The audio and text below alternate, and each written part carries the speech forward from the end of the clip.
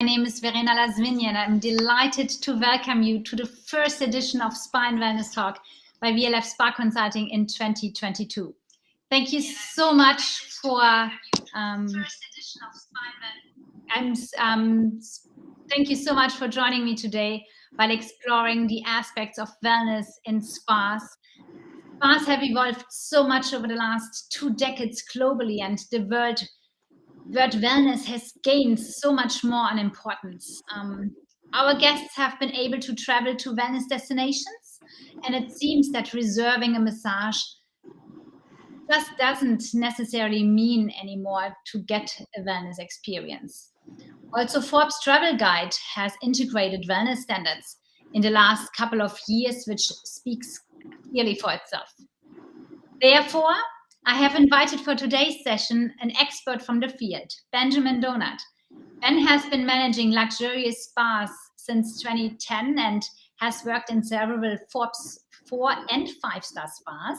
And we connected with Ben some time ago for a job opening, and I felt Ben was just made for today's Spa and Wellness Talk. It's so good to have you, Ben. Welcome. Thank you so much for having me. Thank you. We got already some questions through social media over the last couple of days, which I make sure we will cover in our talk today.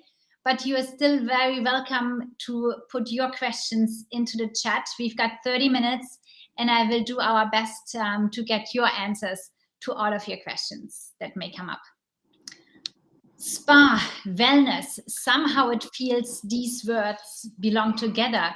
But then also, they are often used independently, and today we want to get some more insights how they can coexist, or should we say must coexist? Let's dive in. And spa and wellness, where would you distinguish these two words, especially when it comes to the guest experience? So for me, spa is just a part of wellness. The spa nowadays almost just only describes the treatment that you get into a spa. So when you tell your friends or family that you go for a spa day, they have immediately a picture of they're getting a massage or they're getting a facial. On the other hand, if you integrate the wellness aspect and you tell your friends you're having a wellness day could mean so much more. The wellness day could mean you go to the spa and relaxing for the whole day. The wellness day could mean that you do a yoga in the morning, reading a book in the afternoon, and taking just time for you. I think this is where that wellness and spa are together, but a spa is part of wellness, and the wellness is just such a bigger word or just a bigger umbrella where you can find so much more. It could be just a walk in the park with your dog that helps you to refocus, to get your stress away, and find your inner wellness, not just the massage, not just the facial, but also a mindset and a mental health benefit for you. That is so true. I love that what you just said, inner wellness. That sounds very inspiring. And wellness is indeed so much more than just spa. And somehow the spa of today has so much evolved versus what spa was like 15, 20 years ago. And where at the time it probably was just spa. And of course, with the exception of some avant-garde pioneers that existed. But what's your opinion? Can spas nowadays still exist without a wellness component? And especially when it comes to the luxury sector, it is very, very hard, in my opinion, because the guests are looking for so much more than just coming in, getting the massage, and leaving. We want the guest to stay longer. The guest wants to have a reason to stay longer. So I always try to find a way for the guest to find their wellness day, to really book it through us, and then we helped him to guide as almost like a wellness journey inside the spa. I would agree with you. But again, as you said, it depends on the market. But I feel actually no matter if it's a spa in your neighborhood or if it's a spa in a luxurious hotel, adding a wellness component to a treatment makes just a guest so more likely to come back actually. Right, and the wellness component doesn't have to be huge. For a day spa, it might be easier if it's just something little that gives it a little bit an extra of a wow effect for the service. It doesn't have to be always some grandiose experience. It just can be something nice, unexpected. I think the unexpected is where the word helps to elevate, because if you create a little wow for the guest, you already more into wellness than in spa, because you're creating this guest having a positive feeling and a positive association with your spa. And you just said it doesn't have to be big. And also based on my experience, I would say there are fairly easy ways to add wellness touches to spas. Could you share with us maybe some cost effective and quickly to add wellness experiences that you could add to your spas? Yes, so there are so many examples that you could put in. I think the first thing you should do is find the right thing for you. Where is your spa located? Who is your clientele? Who are your guests? You want to make sure that you don't mix up or send different messages that are not particular. I was at the spa in a ski resort, and I wouldn't greet my ski resort guest with a coconut, but they come down the slopes and I greet them with the hot chocolate bar. So just little things. When we have um, events, we kind of also tailor to the event. This could be a little thank you card, a little wellness shot, a little beauty shot afterwards. So these are just little things to add, and you have so the varieties of bed, and I would always reach out to your partners and your vendor partners that you have. They have so many good ideas. There are such great partners out there, and I always try to work together with them because they've seen so many other spas, what they're doing, what is successful. So you might not make the same mistake that something doesn't work, um, but you can create something that is really, really tailored to you. I think this is like one of the components we want to be is tailored. If you get it everywhere else, then it's not special. You want to make it something special. It can be small, but make it special for you. And if it's um, honey is Utah is the honey state, then do something with honey. Or if you're here at the Fairmont, we do something. We have like nice chocolate Fs in there, and so you have so many little ideas that don't have to be big, that don't have to cost, because everybody is working on a budget, especially now with COVID in there. But if you can create something that brings the guest back for another visit while they're still in the hotel, or make sure that they come back the next time they stay with you, then I think it's worth it to invest a little bit extra. And what I hear you say, there are two things. On the one side, the personalization aspect, where you want to offer some authentic experiences based on your location.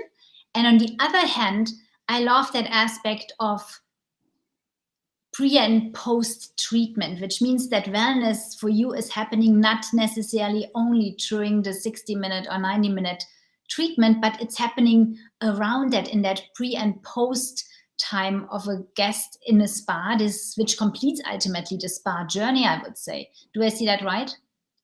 Yes, so I'm seeing my spa or my spa guest a little bit like an arrow target. So the spa is in the center, or the guest is in the center, and we try to build circles of wellness and spa around. And when it comes to the massage or the treatment itself or the facial itself, it's like the core. This has to be good. If this is what you're paying the money for, this is why the guest comes in. So this needs to be a solid and really, really good. But then we can create, as directors or as team in there, can create more circles around. when it comes to how do I start my journey, how do I end the journey. So I close that circle again, and then what can the guest do while they're in the spa? Can they use how is the amenities? Can I upgrade the amenities in a way that it gives the guest an extra um, uh, 10, 15, 20, 30 minutes to stay there and to make it worth their while. Great. And I know you have worked in several high-end and even Forbes 4 and 5 spas, as I said, and I must highlight this as I believe there are not even 100 Forbes 5-star spas globally, so this is truly unique. And I would love, based on your impressive experience, what would be your top 3 wellness additions you have either introduced yourself to the spa you managed or you have experienced in other spas? It's a good question. I try to start small and grow from there. So I do have a wellness shot when the guest comes in as a welcome. And usually I do a wellness shot that helps. It's either hydration or it is antioxidants, something that helps the guest already get into a spa and wellness mindset. Then they hear, oh, my hydration, it was nice when it's now dry times here in Texas, or it was nice when it was on the mountain slope, that they rehydrate again after being in the sun. Then I'm always looking at the snack beverage offerings. Okay. So when I go to a spa, I always take a picture of what they have because I learn. I don't have to invent the wheel. There's so many amazing directors out there with great ideas. So I look and see what can I do for the guest. It is, of course, a little bit difficult in a time of COVID, time of high touch points to eliminate, but I try to eliminate plastic in the spa as well for more like an environmental aspect. But we have like a trail mix that we can pretty much sort in front of your eyes, almost like you go to a restaurant and you order guacamole and they make the guacamole in front of your eyes. You can pretty much pick and choose your trail mix, and we do it for you. So you have your own special trail mix in there, and it's cost-wise it's the same as if I have to buy it in bulk anyways. And I love that. Just taking something that you would have anyways given to the guest, but you transform it into an experience, which ultimately is what our guests are excited about, or what it makes them come back, or what makes them speak about to their friends or families about their time in our spas. And I love that comparison to the restaurant experience. And it's true that this is something I think in general our spas can still get stronger at and get more creative with. I think that everybody should look not just at spa and learn from spa. I try to, in every aspect of life, to learn. I can learn how they treat the customer at the car dealership. What are they doing? Is that maybe something that I could integrate, or like the restaurant? Is that something that I can create?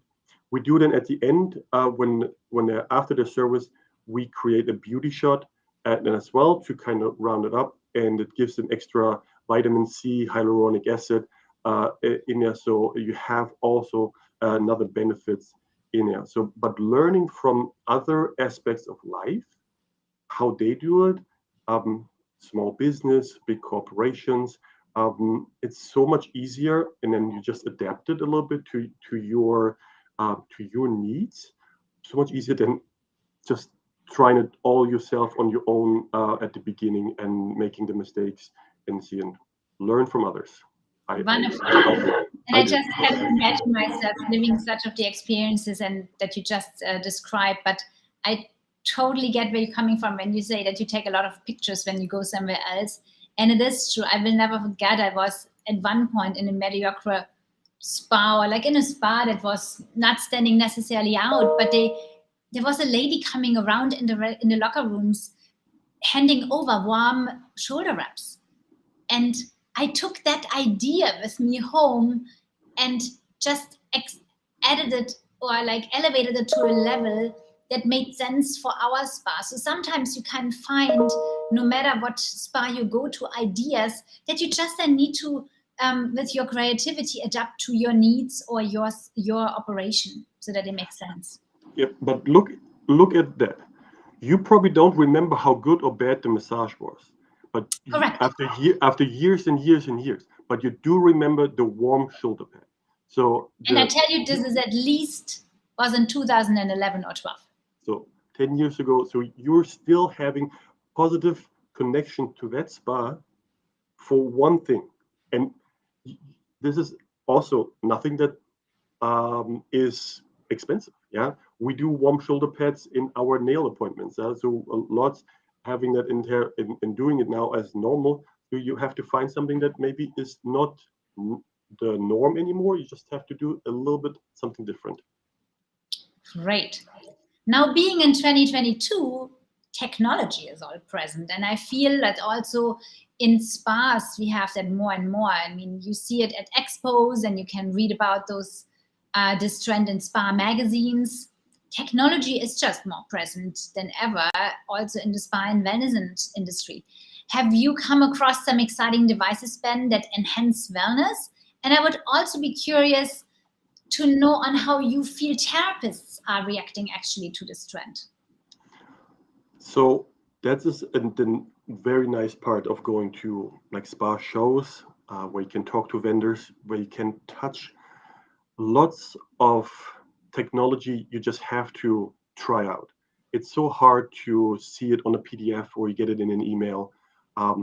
Try it out for yourself if you like it. I was in a show in June and had a cryofacial.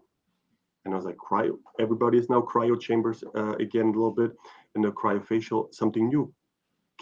Is that something for the guest? That means so, but I have to experience it myself. I really liked it. Yeah, it's a little different, but I really like the component of the cryofacial. When the same with LED beds when it comes to pain management.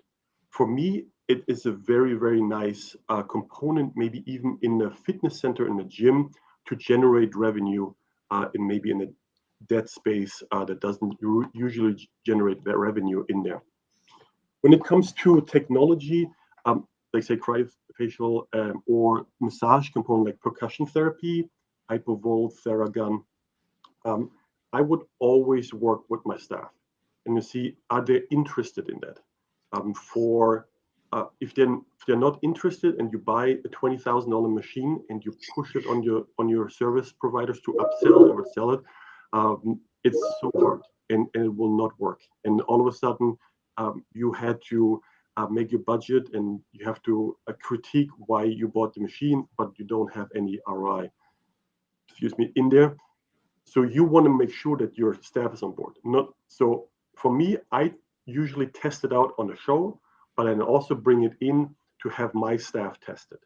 Just as I would do with the skincare line or with the product, I would have them tested. One pioneer of technology, I have to say, is Tammy Pale in the Carrot in Miami. She has all of technology there. So touchless in there. So if you want to go to Miami, find her and say hello from me. You can test out everything. She has the cryo chambers, she has kaleidoscope. So many things that are easy on one spot, so you can test it out.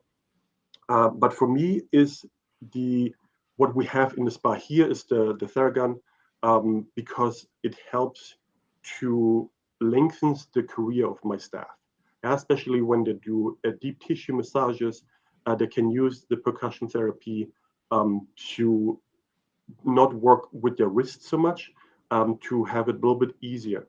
And this is where the benefits, they see the benefits and they are very grateful that they have it. And then for them, of course, to upsell, they make a little bit more money with commission. So they're also grateful for that. Very exciting. I actually just spoke this week with a manufacturer who does wellness technology, and they got a certification of the scientific proof of this wellness technology that it has on the human body, mind, and spirit. And I really think we have some exciting times ahead. Now, this having said, and I must admit personally that I'm a huge advocate for that human touch, and that it cannot be replaced. And for me, technology somehow would always be complementing the human touch versus replacing it. I think I absolutely agree. I think there's nothing like a facial where I relax in a facial way more than in a massage, just because maybe you get the stroke close to the brain and it just goes you into a different level. I do appreciate once in a while cryo or the hydrofacial or a microdermabrasion to test out, but at the end, a good esthetician with a nice touch, massage therapist the same, is just unbeatable and such a core of a great spa. The technology would help to be remembered, would help to bring the guest back. But your staff, the training of your staff and your staff itself is so important. For me, they're my family. So when it's my spa, I take care. So I listen to them, I cry with them, I laugh with them. So for them, it's such a hard job, especially for a long career. If you're doing it for a long time, done it myself, and so take care of the staff, and they will pay it back. Thank you for all these insights, Ben. And I do hope that you had a benefit of this as well, of what we shared so far for your own operations. Now, let me see. We have some questions in the chat. Hi, the spa is a place where wellness is a concept. I don't understand the question premise. How could there be a spa without a wellness component? Like we said before, I think the spa is a wellness component within the wellness umbrella.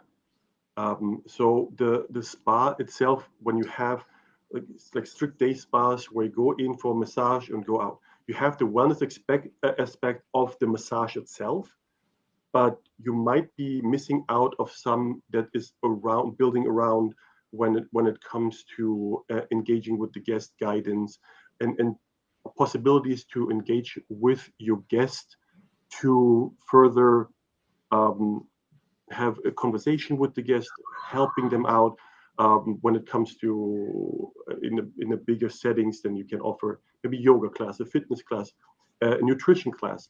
It always depends a little bit on that. So spa is wellness, that is not deniable, but spa is a small component in the wellness umbrella. Wonderful, thank you. And I think, there was the Trudy Smith who asked if you could please give an example of wellness from Fairmont. I do. Yeah.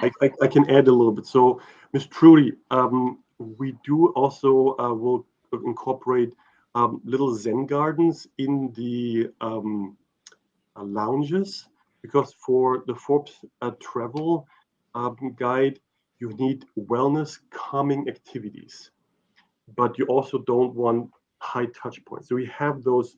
You see now the little bubble pops now that you have in there, that you can poke bubbles in there, and it gives it a little bit of a mindset. Same with coloring books. What we got is Zen gardens. We get a little bit of and rubber balls with different profiles. So when you roll them around, they give you a nice build your own Zen garden in there. But for me, then easy to clean, because I then just sanitize the balls in there. So, and gives you a little bit of a mindset of like, you can just flow away, have your tea, a nice tea in there, have some trail mix or some chocolate in there as well. Nice. And then there was just one comment from Vicky Winston, who says that she appreciates the advocacy for the massage stuff, which you mentioned probably refers to earlier to the percussion therapy. So yes, well, my background, I'm a sports scientist. So I did massages 5 years myself, then went to the direction of spa management. And so I know how hard the job is. And I know that these are my core people in there. Fantastic. Well, thank you so much for your questions, for your answers, Ben, and that we received for all the questions during and before this call. Now, time flies, and when I speak spa and wellness, I could continue for hours, but let's conclude today's talk with a few takeaways. I would say first, spas in 2022 need some wellness touches and probably need more than ever wellness touches in order to stay competitive. And for me, there is clearly no doubt about that.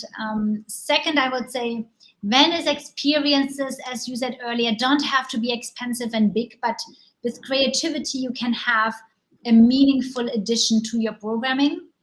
And third, I would say there are some exciting wellness technologies out there on the market available for you, which are worth definitely exploring. With this, Ben, again, thank you for having accepted to be my co-host today. I know you have a busy day at the spa at the Fairmont in Austin, and I love what you shared on how spas can implement wellness into their facilities even more. I thank you for watching today's edition of Spa and Wellness Talk, and I do hope you found one or two takeaways for your spas. We will be back. Our next talk is on February 17th at 1 p.m. Eastern Standard Time, and I invite you to follow VLF Spa Consulting on Instagram and on LinkedIn, so you make sure that you won't miss the announcement for our next talk. The recording of today's talk will be available as usual on this YouTube channel. And over the next few days, the link to the replay of today's talk will also be shared through social media. Thank you again all for having joined us today, either live or in the replay. And until next month, goodbye. Thank you.